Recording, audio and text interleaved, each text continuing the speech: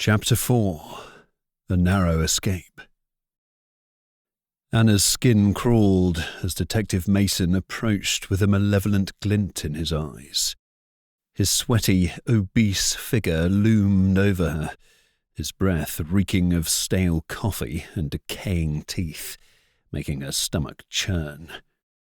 He fumbled with the handcuffs, dangling them in front of the woman's face, taunting her as a sadistic smile spread across his oily face. But just as he bent down, about to clamp the cold metal around her wrists, his expression abruptly changed. A look of surprise crossed his face. He let out a strangled gasp and straightened in one sharp motion, dropping the handcuffs. His hand shot to the back of his neck, clawing at something unseen. Then, in a matter of seconds, his eyes rolled back, and he began to topple forward. Anna barely managed to sidestep, narrowly avoiding his heavy, unconscious body as it hit the floor with a dull, vibrating thud. Breathless and bewildered, Anna's eyes swept around the room, shortly landing on the window. Her pulse stuttered. There, framed against the sap-green tree leaves and blinding sunlight, stood a tall, handsome stranger, clad in a motorcycle jacket laid over expertly fitted climbing gear. Straps and carabiners clung to his frame, a harness secured around his waist. The sleek material of his pants seemed to be designed for agility. His face was all sharp angles and defined lines.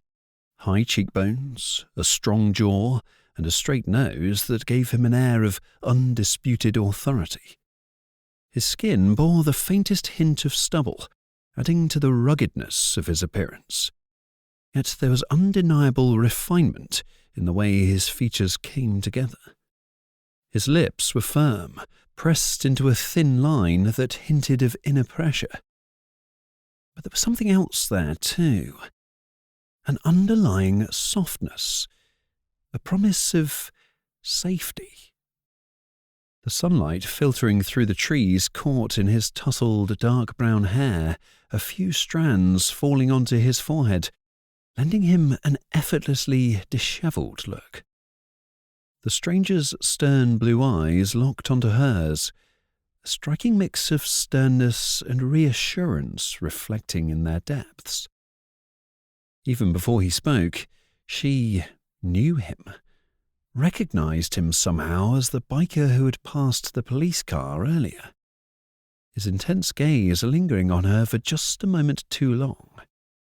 Now, standing before her like a figure from some impossible dream, he looked every bit as formidable as the hero who came to the call of a damsel in distress.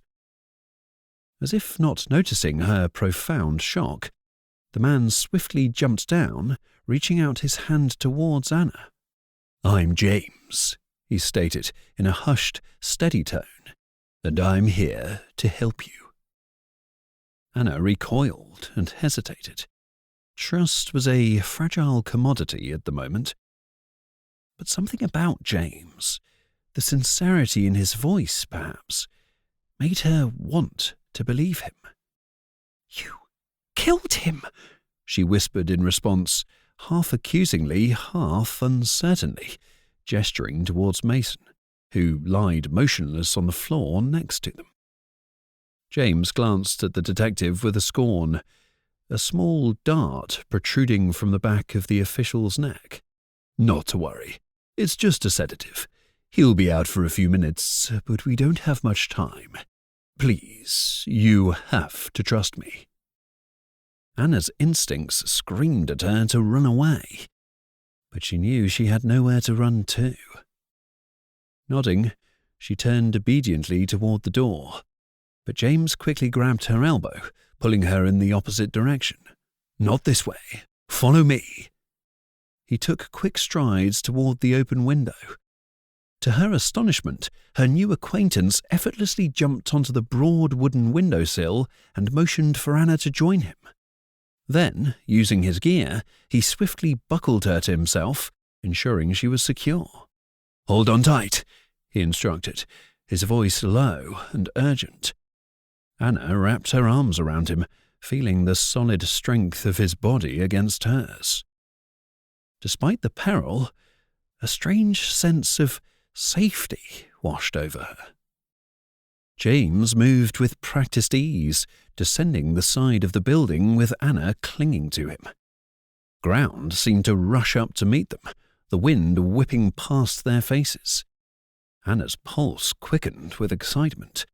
The intensity of the escape made her forget the events of the morning and feel alive in a way she hadn't experienced in a long time. She could hear the distant sounds of the city, the murmur of traffic, and the rustling of leaves in the gentle summer breeze. As they reached the ground, they found themselves in a narrow alley behind the police station.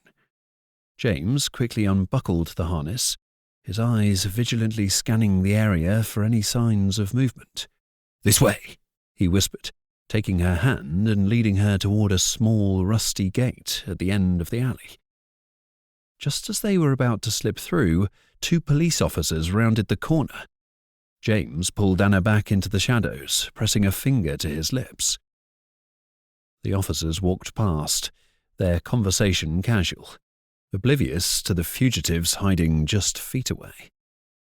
Without even realizing it, Anna instinctively stepped closer to her saviour and leaned against him, seeking protection, her body tense with fear. She did not want to go back to that hated police station. James's grip on her hand tightened reassuringly. They waited until the officers were out of earshot before making their next move. The narrow alley provided some cover, but James knew they needed to move quickly. They ducked into a small courtyard surrounded by tall buildings.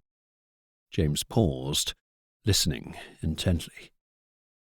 The sound of footsteps echoed nearby. He turned to Anna, his expression serious. "We need to split up for a moment.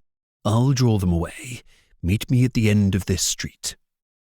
Before she could protest, he was gone, sprinting toward the source of the noise. Anna's mind scattered. She pressed herself against the cool brick wall, trying to calm her breathing. Moments later, she heard the officers chasing after James, their footsteps fading into the distance. Bracing herself, Anna made her way to the rendezvous point, her senses on high alert. She could hear her own heartbeat, the adrenaline coursing through her veins. As she reached the end of the street, she saw James waiting, his eyes carefully checking for any potential threats nearby. "Let's go." He stepped closer and grabbed her hand gently. They continued their escape, finally reaching his motorcycle.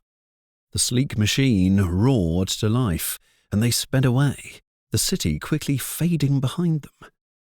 The ride was full of speed and sound. Anna clung to James, her senses reeling from the events of the day. The city flashed by, a kaleidoscope of colours and shapes. She didn't know where they were going, but somehow she trusted James, this complete stranger, to get her to safety. The urban setting gradually gave way to open roads, the noise of urban life replaced by the placid sounds of countryside. And Anna found herself feeling a strange mix of anxiety and exhilaration. She had no idea what awaited her, but for now, she was free and content. As they rode, James occasionally glanced back at her, his expression unreadable, hidden by the helmet. And Anna wondered about this mysterious stranger who had appeared out of nowhere to save her. Did he have anything to do with Charlie? Why was he helping her? They finally pulled off the main road, stopping in a secluded area for a small respite. It was a quaint glade nestled in the forest. The ground was a soft, rolling carpet of green, speckled with delicate white and purple clover blossoms. The scent of earth and wildflowers filled the air, fresh and untouched. To their right, a narrow creek wound its way through the landscape, its crystal-clear waters murmuring softly as they tumbled over shiny smooth pebbles in various earthy colours. Sunlight dappled through the leafy canopy above, highlighting the water's surface in shimmering golden patterns. Dragonflies hovered lazily up and down the stream, their iridescent wings catching and reflecting on the light in a myriad of dreamy shades.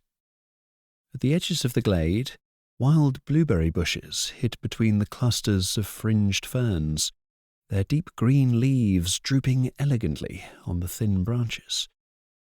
The plump berries, which seemed to be bursting with juice, kissed by the sun, peeked out between the foliage. Their dark blue hues with a light white waxy blush were standing out like tiny gems against the greenery. Beyond the bushes, towering trees formed a wall of dense forest, their trunks standing around the glade like vigilant guards. No buildings, no roads, nothing but nature, stretching in all directions. A perfect hiding place, untouched by the world outside. James exhaled, the tension in his shoulders easing just slightly as he took in their surroundings. Then, with deliberate movements, he reached up and removed his helmet. The engine's growl had faded, leaving only the peaceful symphony of rustling leaves and the cheerful trickle of the creek. "We should be safe here for a while," he said, his voice soft and reassuring as he turned to face her. Anna took off her helmet as well, brushing with her fingers the ends of her hair tousled from the ride. "Thank you," she murmured, glancing at him sideways, feeling a bit bashful. "Although I don't understand why you're helping me." James's blue eyes softened. He got up from the bike and helped Anna dismount. They both walked to a creek and took a seat on a dried-up mossy trunk, its surface warm from the sun. "Charlie was my best buddy," he started. "He asked me to look out for you if anything ever happened to him. And it seems you're in danger indeed." Anna's heart ached at the mention of her dear friend. You knew Charlie? What was he involved in?" James sighed with desolation, then leaned forward, resting his elbows on his knees, and peered into the shimmering surface of the creek. "It's complicated. He was working undercover, and things went south at one point." As they sat in the picturesque clearing, James began to share bits of his backstory, his connection to Charlie, and the dangers they now faced. He spoke of secret organizations, hidden agendas, and a web of intrigue that went far beyond what Anna could have imagined. A sense of rebelliousness and yearning for justice sprouted in the young woman's heart from these stories. She felt an eager urge rising to uncover the truth, expose those responsible, and find justice for poor Charlie. She listened intently, her thoughts full of questions, but she did not dare to interrupt her vis-à-vis. She looked at him as he continued his impossible-sounding explanations and felt a growing sense of connection toward James. He was Charlie's friend, and now it looked like he would become her friend too. And with James by her side, she knew she had a fighting chance in this perilous turn in her life. Thank you so much for listening. If this chapter meant something to you, please like the video, follow the channel, and leave a comment. I'd really love to hear your thoughts. The link to the next chapter is waiting in the description.